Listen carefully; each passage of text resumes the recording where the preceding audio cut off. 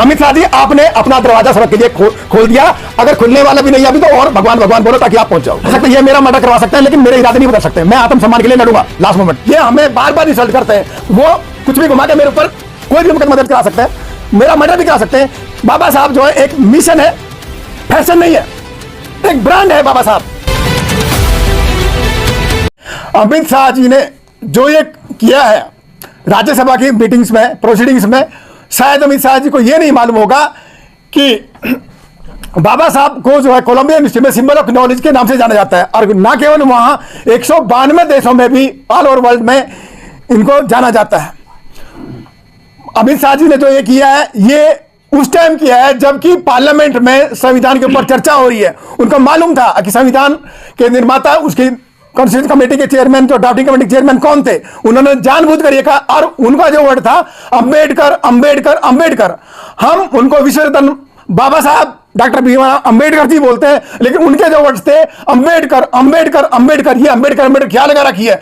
अगर ये इस तरह से अगर भगवान को पूजे तो स्वर्ग में मिल जाएंगे। मैं ये कह रहा हूं कि अमित शाह जी, आप बार बार भगवान भगवान खोल के स्वर्ग में अपने लिए द्वार खोल दो, लेकिन मुझ जैसे दलित लोगों के लिए जो है आप हमें इस तरह बेइज्जत मत करो।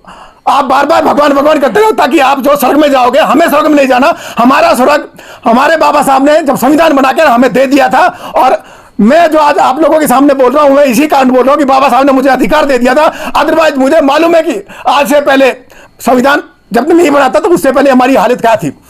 हमारे गले में हांडी थी, पीछे हमारे झाड़ू थी। ये जो मैं आज आपको जो एड्रेस कर रहा हूं, हालांकि मैं अभी भी दुखी हूं। मैं राजा साहब से डेली बात करता हूं मुझे क्या कहना चाहिए, मुझे क्या कहना चाहिए। बोला कि कानूनी कार्रवाई करेंगे हम, क्योंकि मैं अभी भी आप लोगों को एड्रेस कर रहा हूं, दुखी मन से एड्रेस कर रहा हूं। अमित शाह जी को यह नहीं कहना चाहिए था। और उसके बाद मैं आपको यह भी बता देता हूं, अमित शाह जी ने और बीजेपी के और कार्यक्रम दोबारा जो कॉन्फ्रेंस भी किया, उसमें भी उनको यह नहीं आया कि जो कम से कम रिग्रेट तो कर जाए। हालांकि रिग्रेट करने से कानून माफ नहीं करता, लेकिन एज ए ह्यूमैनिटी ग्राउंड पर अगर वो रिग्रेट करते हैं, लेकिन उन्होंने रिग्रेट भी नहीं किया। वो ये कह रहे हैं कि मेरे भाषण को तोड़ मोड़ कर पेश किया, मैंने ऐसा कहा ही नहीं। तो ये गलत है, ये निंदाजनक है मेरे लिए, और शर्मिंदगी की बात मेरे लिए है, और मैं इसका घोर विरोध करता हूं। उसके साथ साथ जो मेरे एमपी हैं मेरे समाज के 131, मैं उनसे भी रिक्वेस्ट करता हूं कि चाहे तुम किसी पोस्ट पे चले जाओ, चाहे तुम राष्ट्रपति बन जाओ, चाहे तुम सेक्रेटरी बन जाओ, तुम्हें दलित ही माना जाएगा। जैसा कि हमारे महामहिम रामनाथ कोविंद जी के हुआ है, हमारी मैडम द्रौपदी मुर्मू जी के साथ में हुआ है।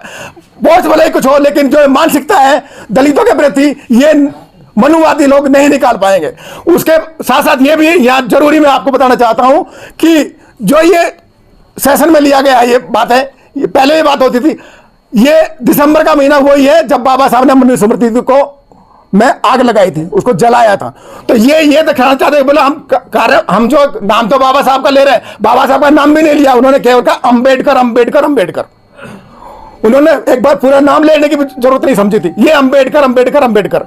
तो अब ये बाद में अगर ये कह रहे कि नहीं हमसे तो हम तो बाबा साहब को मैं मानता हूं कि बाबा साहब को आज तक जो सच्चा रिस्पेक्ट था वो किसी ने नहीं दिया। ये कह रहे कि भारत रत्न हमें, इन्होंने कहा भारत रत्न दे दिया था, किसी ने भारत रत्न नहीं दिया। He deserve more than that. वो भारत रत्न नहीं है, वो विश्व रत्न है, जिसको कोलंबिया यूनिवर्सिटी में सिंबल ऑफ नॉलेज के नाम से जाना जाता है। जब बराक ओबामा साहब ने, आपको याद होगा जब आए थे, तो उन्होंने ये कहा था काश कि बाबा साहब मेरे वहां पैदा होते तो वो मेरे देश का सूरज होते। ये सारा अमित शाह जी को मालूम है, सारे बीजेपी वालों को मालूम है, सारे मनुवादियों को मालूम है। उसके बावजूद भी ये हमें बार बार इंसल्ट करते हैं। और चुना का है, जैसा कि राजा साहब ने बताया, राज्यसभा, क्योंकि वहां वो इम्यून रहते हैं। अब वो कुछ भी घुमा के मेरे ऊपर कोई भी मुकदमा दर्ज करा सकते हैं, मेरा मर्डर भी करा सकते हैं, लेकिन मैं जब तक जिंदा रहूंगा, जब तक मैं बाबा साहब के लिए सैक्रिफाई रहूंगा। बाबा साहब जो है एक मिशन है, फैशन नहीं है, एक ब्रांड है बाबा साहब।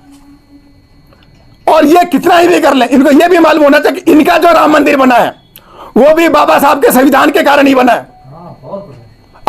अगर इनके राम में इतनी हिम्मत होती है तो ये अपना बना लेते ना, क्या जरूरत थी संविधान के लिए। इतने इलाहाबाद हाईकोर्ट में चला, फिर उससे पहले ट्रायल कोर्ट में चला, इलाहाबाद हाई कोर्ट में, सुप्रीम कोर्ट में आके, वो बाबा साहब के संविधान की बदौलत ही हुआ। इनको सारा मालूम है, लेकिन क्योंकि इन्होंने हमें जलील करना है, हमें बेइज्जती करना है, इसलिए इन्होंने ये किया है। और मैं, जैसे कि प्राचार्य साहब ने बताया, मैंने जो दरखास्त दे दी है, मेल भी भेज दिया है कंसर्न अथॉरिटीज को, इंक्लूडिंग सीपी। और मैं इसमें जब तक मेरे अंदर सांस है, मैं जिंदा हूं, मैं अपने आप सम्मान के लिए और अपने समाज के लिए लड़ता रहूंगा। इसके साथ साथ सभी लोगों को मेरा क्रांतिकारी जय भीम, जय बाबा साहब भीमराव अम्बेडकर जी।